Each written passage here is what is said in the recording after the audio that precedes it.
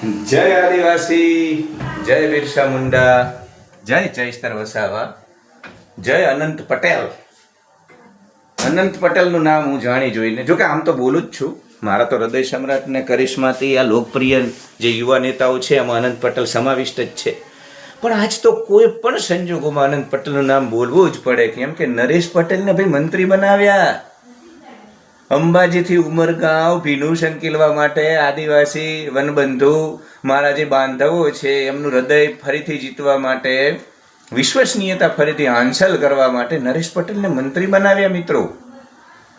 અને આ લોકોને એવું લાગે છે અહંકારી ધનાનંદ જેવી આ ગુજરાત સરકારને, ભાજપ સરકારને, કે અમે નરેશભાઈ પટેલ જેવા અમે કહીએ એમ રાત તો રાત દાડો તે દાડો અને આંગળી ઊંચી કરવા વાળા કહ્યા ગરા, અમારી લીટી ક્યારેય ન ઓળંગવા વાળા નરેશ પટેલને મંત્રી બનાવીશું. આદિજાતિ અને જે કંઈ પદભાર આપ્યો છે એ મંત્રી અમે બનાવશું, એટલે જે રોષ અમારી સામે ભભૂકી રહ્યો છે અંબાજીથી ઉમરગાંવ, એ બધો શાંત થઈ જશે.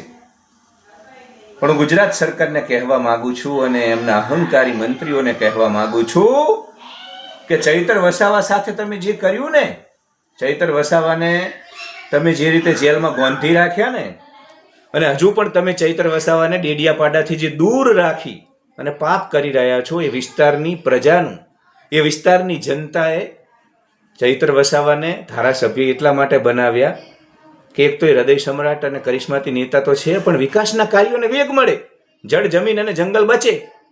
પણ તમે લોકો તમારા અહંકારના કારણે હજુ પણ પાપ કરી રહ્યા છો અને તમે ડેડિયાપાડાથી ચૈતર વસાવાને દૂર રાખી રહ્યા છો.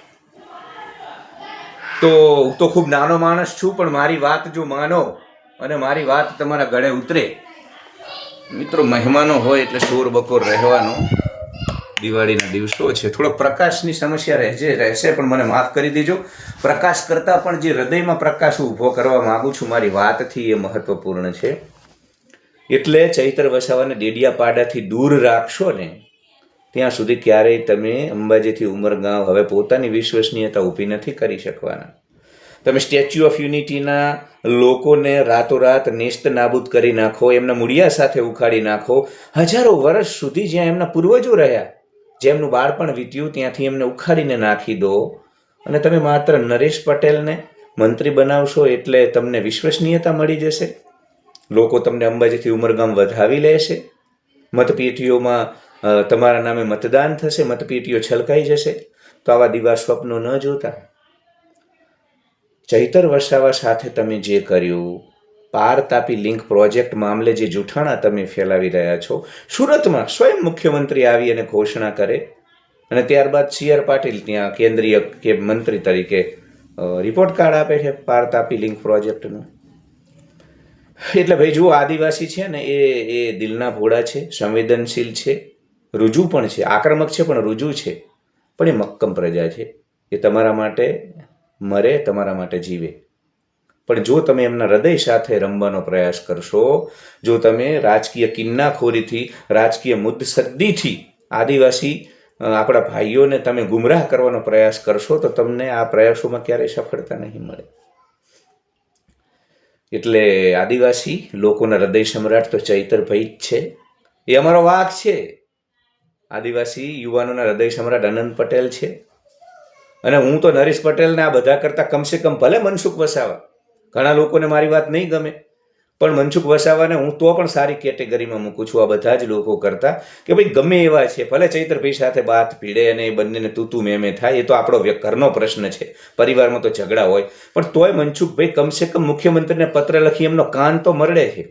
મનસુખભાઈ આ લોકો કેમ આંગળી ઊંચી કરો ને આ લોકો કહે એમ રાત ને દાડો ને આમની પગચંપી કરવી ને ભાજપ સરકારની પાછળ પૂછડી પટપટાવીને ફરવું, એવું કમસે કમ મનસુખ વસાવા નથી કરતા. એ જ્યારે જરૂર હોય, ચાહે ભરૂચ મનરેગા કૌભાંડ હોય, સ્ટેચ્યુ ઓફ યુનિટી મામલે પણ એમને મુખ્યમંત્રીને પત્ર લખ્યો હતો. એટલે એમને એકને થોડીક ક્લીન ચીટ આપીશ. ઠીક છે, અમુક જગ્યાએ એ પણ છે દોષી, પણ છતાંય આ બીજા બધા ધંભી પાખંડીઓ કરતા મનસુખભાઈ પ્રમાણમાં ઘણા સરળ છે અને આદિવાસી હિત માટે હજુ પણ એ જીવે છે. પણ ખાચા હૃદય સમ્રાટ તો અમારા ચૈતર વસાવા છે, અમારો વાઘ છે, અમારો સિંહ છે, અમારો દીપડો છે, અમારું બધું જ છે, અમારું સર્વસ્વ છે. અને ત્યારબાદ અમે મીઠું નાખીશું તો મીઠું નાખીશું હવે અનંત પટેલમાં. પસંદગીનો કળશ ઢોળીશું તો અનંત પટેલ ઉપર. એટલે તમે નરેશભાઈને મંત્રી બનાવો કે બીજા તમારા કયા ગરા ગમે તે માણસને મંત્રી બનાવો, અંબાજીથી ઉમરગાંવ લોકપ્રિયતા ઊભી કરવી હોય તો ચૈતર વસાવા સામે વપરાતી ઉપયોગ કરાતી રાજકીય કિન્નાખોરીથી દૂર રહે ગુજરાત સરકાર. નહીં તો 2027માં ખૂબ ભોગવવું પડશે. સૌરાષ્ટ્રમાં ગોપાલ ઇટાલિયા તમારી જમીન તહસ નહસ કરી રહ્યો છે. તમે જમીન ગુમાવી રહ્યા છો, તમે પાયા વિહોણા થઈ રહ્યા છો, અને અંબાજીથી ઉમરગાંવ પણ તમારું નામું નખાઈ જશે. હજુ સમય છે. ઘણું બધું કેન્સર આગળ તો વધી જ ગયું છે, પણ હજુ પણ જો ચૈતરભાઈની સાથે રાજકીય કિન્નાખોરી વાપરવામાં નહીં આવે ને તો કંઈક અંશે ડેમેજ કંટ્રોલ થશે અથવા તો સંભાવનાઓ રહેશે. બાકી ચૈતર વસાવાને હેરાન કરીને અંબાજીથી ઉમરગાંવ તમે વિશ્વસનીયતા પેદા કરવા માંગતા હોય, ફરીથી તમે લોકપ્રિય થવા માંગતા હોય તો આ માત્ર મિથ્યા પ્રયાસો છે. ધન્યવાદ.